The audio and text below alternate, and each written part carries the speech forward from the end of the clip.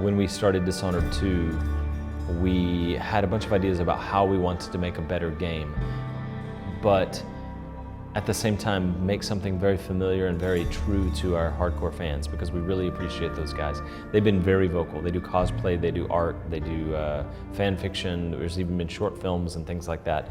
So we're the kind of game that somehow touched a nerve and we inspire these people, and they do great creative work. So we wanted to be true to them, and yet we wanted to make a better game. But what does that mean? That sounds pretty generic.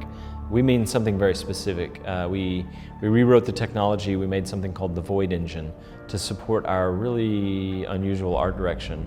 We have a kind of a painterly style and yet photorealistic lighting.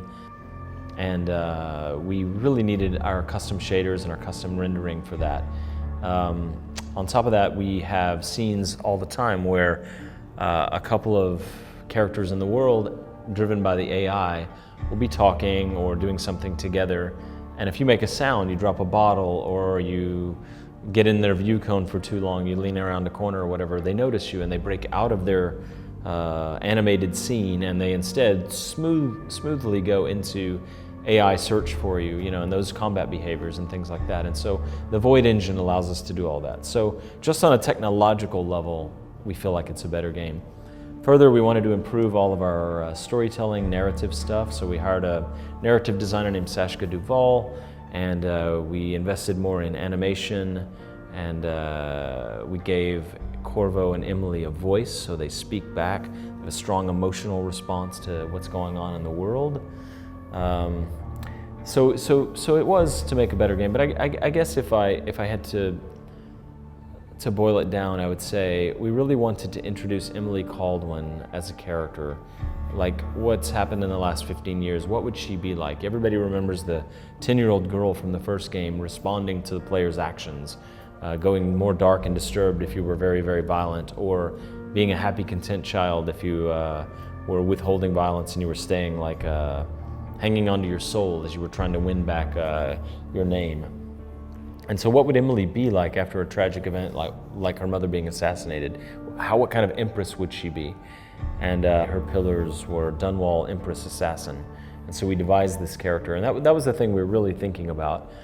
And then how would we give her her own supernatural powers and her own assassination moves? What would she be like as a fighter? What would it feel like to embody her?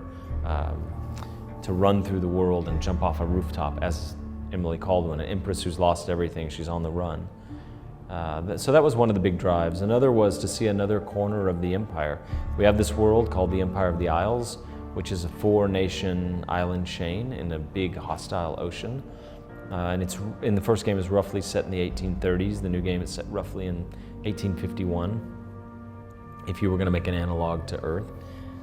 So we go down to the south, the southern tip of the world, the edge of the known world, to Karnaca, the city they call the Jewel of the South. And it's the capital of Serkonos, and we give you a completely different culture.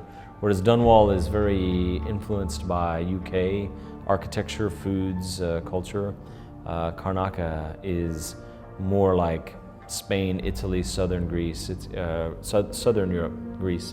The music, we play bouzouki instruments this time. It's heavily influenced by those places. So I think that was probably it, like to extend and enhance the things we already had, to redress the things that fans asked for, to introduce Emily, to introduce the new place, to introduce the new powers, and also to deal with this new tech and take the art direction where we thought it could go. And it's a dramatic jump forward.